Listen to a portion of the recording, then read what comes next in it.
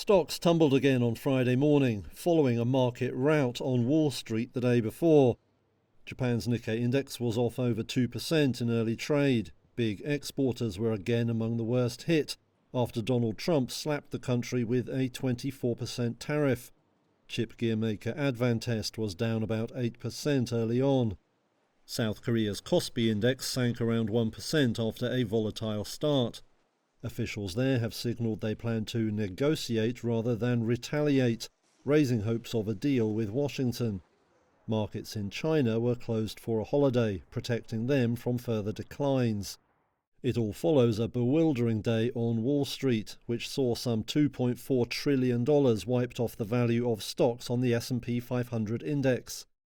Apple plunged 9% as investors noted it makes most of its iPhones in China.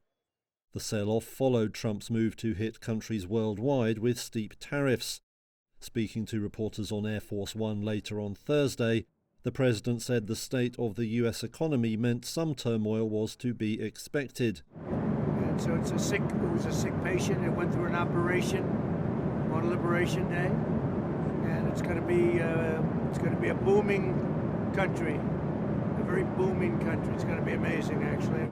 However, most economists predict the tariffs will spur inflation and cool growth, potentially sparking recession in the US.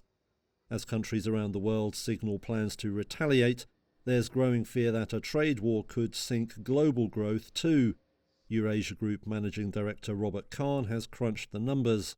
Using some conventional models, you'd probably get inflation about 2% higher, growth about 2% lower. And of course, the US economy is already facing some material headwinds. So this is a pretty significant shock. But as I emphasize, tremendous uncertainty around those numbers.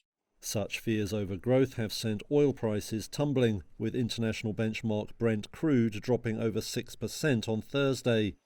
Those losses then continued in Asian trade Friday.